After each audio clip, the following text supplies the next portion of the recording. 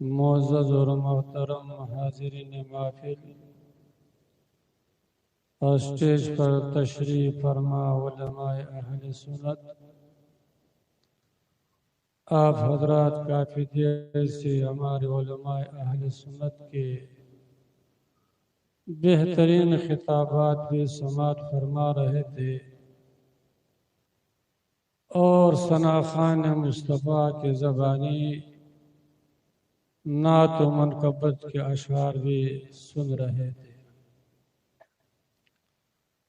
آپ اور ہم خوش نصیب ہے کہ اللہ جل شانہ نے آپ کو اور ہم کو اللہ جل شانہ کے ذکر کی محفل میں، حضور علی کی عرس کی محفل میں اللہ جل شانہ نے آپ کو اور ہم کو حاضر ہونے کی توفیق عطا فرمائی، اور پھر ہم لوگ اپنے اپنے انداز کے مطابق عقیدت و محبت کا اظہار فرما رہے ہیں۔ اگر عقیدت سالم ہو، محبت مکمل ہو،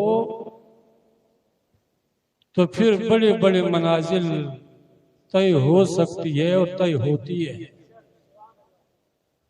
روایتوں سے یہ بات ثابت ہے کہ جن حضرات نے عقیدت و محبت کا اظہار کیے ہیں اس کو دنیا کی بھی کامیابی ملی، آخرت کی بھی کامیابی ملی۔ حدیث پاک میں آتا ہے کہ حضور صلی اللہ تعالی علیہ وسلم ایک جنگ کے موقع پر تشریف لے گئے، ایک کافر لڑتے لڑتے حضور کے سامنے میں پہنچ گیا، گھوڑے پر سوار ہے، حضور کے سامنے میں جب وہ پہنچا اور ان کی نظر حضور کی چہرے انور پر پڑی، اس کی دل کی دنیا بدل گیا، دل میں محبت رسول جاگزین ہوا۔ حضور کے سامنے میں آیا کہ انت محمد، آپ محمد ہے؟ اللہ کے رسول نے ارشاد فرمایا ان محمد، میں محمد اللہ کے رسول ہوں۔ اس کافر نے کہا گھوڑے پر سوار ہے، ابھی تو اس نے نماز جانتا بھی نہیں، کلمہ پڑھا بھی نہیں، غسل کیا بھی نہیں، اسلام کے بارے میں جانتا بھی نہیں۔ اس کافر نے عرض کیا کہ یہ محمد، اگر آپ پر ہم یہ مان لائے، آپ کو مان لے، آپ کی اطاعت کرے، آپ کی قدم بوسی کرے، تو مجھے ملے گا کیا؟ مجھے ملے گا کیا؟ اللہ کے رسول نے ارشاد فرمایا کہ اگر تم ایمان لاؤ، اللہ اور اللہ کے رسول پر ایمان لاؤ، تو تجھ کو جنت ملے گی۔ دنیا کو آخرت کی عظیم کامیابی تم کو جنت میں سے ملے گا۔ اس کافر نے جب سنا تو گھوڑے سے اترنے لگا، اس کا خیال یہ ہوا کہ میں حضور کے پاس جا کر کے ذرا قدم بوسی تو کر لوں، جنگ کا موقع ہے، جنگ ہو رہی ہے۔ روایتوں میں آتا ہے کہ جب کافر گھوڑے سے اترے، پتھر پر قدم رکھا، اس کا پاؤں پھسل گیا، پاؤں پھسل ہونے کے بعد اس کے سر میں چوٹ لگا اور وہیں پر ختم ہو گیا۔ جب ختم ہو گئی، اللہ کے رسول نے صحابہ کرام کو حکم دیا کہ اپنے شہداء کو جمع کر لو۔ صحابہ کرام نے شہداء کو جمع کر لیا، اور اللہ کے رسول نے حکم دیا کہ فلان جگہ پر جو فلان ایک شخص پڑا ہوا ہے اس کو اٹھا کر لاؤ، اگر کسی انسان کو جنتی کو دیکھنا ہو تو اس شخص کو دیکھ۔ سبحان اللہ، سبحان اللہ۔ حالانکہ اس نے کلمہ نہیں پڑھا، غسل نہیں کیا، اسلام کے بارے میں تو ابھی جانتا بھی نہیں، لیکن اس محبت کے بدولت جو اس کے دل میں اللہ کے رسول کی محبت ہو گئی، اسی کے بدولت اس کو آخرت کی نجات نصیب ہوئی، اس کو شہادت کا رتبہ نصیب ہوا۔ اس لیے علماء نے لکھا ہے کہ اگر محبت مکمل، یہ دعا کرنا چاہیے کہ اللہ جل شانہ ہر مسلمان کو قرآن سے، اسلام سے، حضور سے، صحابہ کرام سے، اللہ کے نیک بندوں سے، ولیوں سے سچی عقیدت و محبت نصیب فرمائے۔ اگر عقیدت مکمل ہو، محبت مکمل ہو، تو پھر کبھی نماز چھٹے گا نہیں، کبھی قرآن کی تلاوت چھٹے گا نہیں، کبھی بزرگوں کی صحبت چھٹے گا کہ نہیں، کبھی حضور کی سیرت کبھی چھٹے گا نہیں۔ اس لیے علماء نے لکھا ہے کہ مرید کی 3 قسمیں ہیں۔ ایک مرید ہے رسمی مرید، رسمی مرید، اور دوسرا مرید ہے مطلبی مرید، اور تیسرا مرید ہے اصلی مرید یا حقیقی مرید۔ رسمی مرید کا مطلب یہ کہ مرید ہو گیا، اس کے بعد اس نے اپنی ذمہ داری سمجھے کہ ہماری ذمہ داری ختم ہو گئی، نہ کبھی پیر کا نام لیا، نہ پیر کا سیرت کا اپنانے کی کوشش کی۔ کبھی اگر کسی نے پوچھ لیا کہ آپ کس سے مرید ہے، تو بہت سوچنے کے بعد کہے کہ ہم فلاں صاحب سے مرید ہو چکے ہیں۔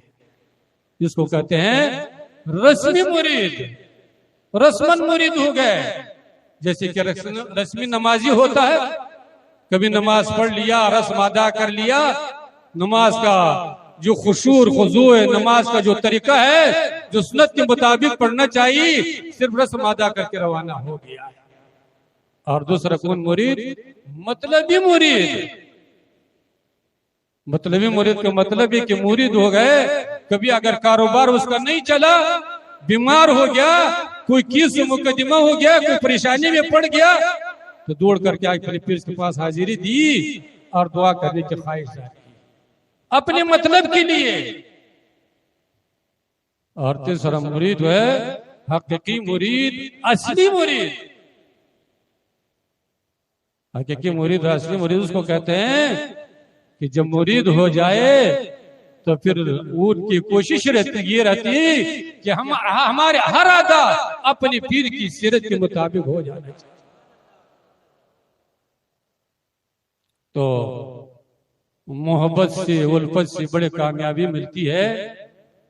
واقعات میں آتے ہیں کہ بشر ابن حارث یہ ایک بہت بڑا گنہگار انسان تھا، دن بھر شراب خانے میں رہتا تھا، شراب پیتا تھا، اسی میں جن کی زندگی گزر رہی تھی۔ ایک دن اپنی شراب پی کر کے نکل رہا تھا، باہر نکلا، جا رہا ہے، کوڑی کرکٹ کی جگہ پر گزر رہا ہے، دیکھ رہے کہ کاغذ پڑا ہوا ہے، اس پر اللہ جل شانہ کا نام لکھا ہوا ہے، اللہ کا نام لکھا ہوا ہے۔ اس بشر بن حارث کا اس پر نظر پڑی تو اس کے دل میں خیال آیا کہ اللہ کا نام، ہمارے رب کا نام، اور اتنی گندی جگہ پر پڑی ہوئی ہے۔ اس نشے کے حالات میں ہو گئے، اللہ کے نام کو اٹھایا، کاغذ کو اٹھایا، اس کو بوسہ دیا، اس کو عطر لگایا، صاف ستھرا کیا، اس کے بعد پاک جگہ پر، اونچی جگہ پر رکھ دیا۔ رہنے کے بعد پھر وہ چلا، شراب خانے میں پہنچا، اپنے شراب میں مست پی رہا ہے۔ تو روایتوں میں آتے ہیں کہ اللہ جل شانہ کی طرف سے اس علاقے کا جو ایک بزرگ تھا، نیک آدمی تھا، اللہ کے ولی تھا، اس کو الہام ہو گیا کہ یہ میرے ولی جا کر کے فراش شراب خانے میں ایک میرا بندہ ہے، میرا ایک محبوب بندہ ہے، اس کو میرے سلام عرض کر دیجیے، میرے سلام پہنچا دیجیے، اور اس کو کہہ دیجیے کہ تم نے میرے نام کی عزت کیا، محبت سے اس کو چما ہے، عقیدت کے ساتھ اس کا تعریف کیا ہے، میں تمہارا دنیا میں بھی نام روشن کر دوں گا، آخرت میں بھی تمہارا نام روشن کر دوں گا۔ تو وہ پہنچا، وہاں پہنچا، پوچھا کہ بشر بن حارث کون شخص ہے؟ تو جب اس نے سنا کہ کسی نے بتایا کہ آپ کے مہمان باہر آیا ہے، آپ کے بارے میں پوچھ رہے ہیں، آپ سے ملاقات کرنا چاہتے ہیں، تو روایتوں میں آتے ہیں کہ یہ خالی پاؤں ہو کر کے باہر آیا اپنے مہمان سے ملنے کے لیے۔ جب باہر آیا تو اس اللہ کے ولی نے اللہ کی طرف سے سلام پہنچایا۔ تو جب اس نے سنا کہ اللہ کی طرف سے میرے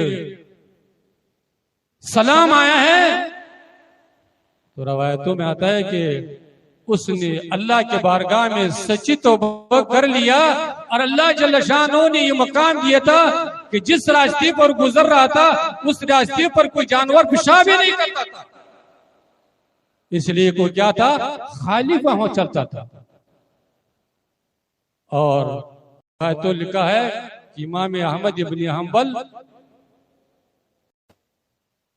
ایک دن رات کو تہجد کے لیے نکلے تو دیکھ رہے ہیں کہ راستے میں کسی جانور نے پیشاب کیا ہے. جب حضرت امام حنبل نے دیکھا کہ راستے پر کسی جانور نے پیشاب کیا ہے تو اس نے انا للہ و انا الیہ راجعون پڑھا. کسی نے پوچھا کہ امام حنبل کون سی ایسی خبر آپ کو مل گئی ہے کہ آپ نے انا للہ و انا الیہ راجعون پڑھا؟ تو امام حنبل نے کہا کہ ایسے معلوم ہوتا ہے کہ آج بشر بن حریث کا انتقال ہو چکا ہے، اس لیے کہ جب تک وہ بحیات تھے تو جس راستے سے گزر رہے تھے وہاں جانور پیشاب ہی نہیں کر رہا تھا. آج جانور نے پیشاب کیا ہے، ایسے معلوم ہوتا ہے کہ آج بشر بن حریث دنیا سے گزر چکا ہے. تو کہنا یہ چاہتے ہیں کہ اگر ادنا سے بھی محبت ہو لیکن سچی محبت ہو، اللہ جل شانہ اتنا کریم و رحیم ذات ہے کہ اس محبت کے صدقے و توفیل میں ایک انسان کو، ایک ایمان والے کو دنیا کی بھی کامیابی عطا فرماتا ہے، آخرت کی بھی کامیابی عطا. اس لیے اللہ کے رسول ارشاد فرماتے ہیں الحب للہ والبغض للہ من الایمان، کہ کسی انسان کے ساتھ اللہ کی رضا کے لیے محبت کرنا، اللہ کی رضا کے لیے اس کے ساتھ عقیدت رکھنا، یہ کیا ہے؟ ایمان کی علامتوں میں سے، ایمان کی نشانیوں میں سے ہے. جیسے آپ لوگ آج آئے ہیں یہاں پر، دور و دراز سے آئے ہوئے ہیں، کوئی سے دنیاوی مقصد کے لیے نہیں بلکہ کس کے لیے آئے ہیں کہ ہم لوگ جا کے حضور علی جو اللہ کے ایک بزرگ ہے، اللہ کے نیک بندی، اس کے بارگاہ میں حاضر ہو جائے، اپنے عقیدت و محبت کا اظہار کرے. اس کو کہتے ہیں الحب للہ. اللہ کی نثار، اللہ کے لیے کسی کے ساتھ محبت کرنا ایمان کی علامت ہے. اور پھر ہم لوگوں کو ولیوں سے، بزرگوں سے، اللہ کے نیک بندوں سے عقیدت و محبت تو رکھنا ہی چاہیے، لیکن نیک بندوں کا معیار کیا ہے؟ نیک بندہ ولی کہتے ہیں کسے؟